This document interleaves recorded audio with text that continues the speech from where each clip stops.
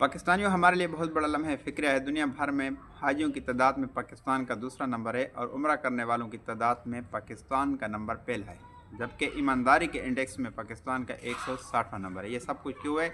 दिमाग की खिड़कियाँ खोलकर मेरी बात को सुने। मैं एक आम सा अदना सा इंसान हूँ। पूरी बात को सुने, फिर अपनी राय का इजहार कमेंट सेक्शन में ज़रूर कीजिए।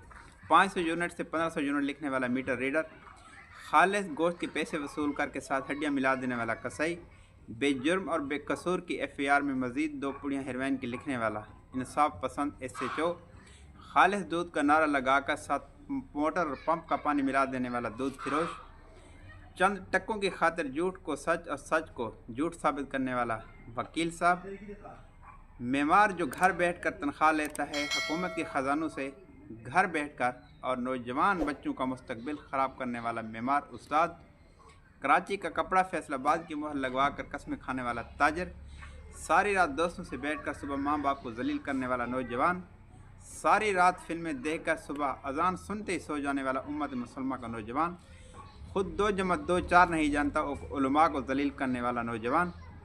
हम एक ही कश्ती पे सवार हैं और उसको सुराख कर रहे हैं डुबोने की कोशिश में। तो हम सारे एक ही कश्ती के सवार हैं, इल्ला कलील अच्छे लोग हैं। तकरीबन हम उस कश्ती में सवार हैं जो सुराख कर रहे हैं, उसको डुबोने की कोशिश कर रहे हैं। अल्लाह ताला हम सबको नेक और अच्छे अमाल करने की तौफीक अता फरमाए। ये दुनिया बिल्कुल मुख्तसर है, मर जाना मुकद्दर है। हज़रत अली रज़ी अल्लाह तआला अन्हु को फरमान है कि दुनिया के सारे लोग सोए हुए हैं, जब मरेंगे तो आँख खुलेगी, जब हम मर जाएंगे तो हकीकत की आँख तब खुलेगी। तो इसलिए कोशिश करें कि ज़बान से और हाथ से किसी को तकलीफ़ ना दें। रिज़्क़ बक़द्र मुक़द्दर है, जो लिखा है मिलेगा।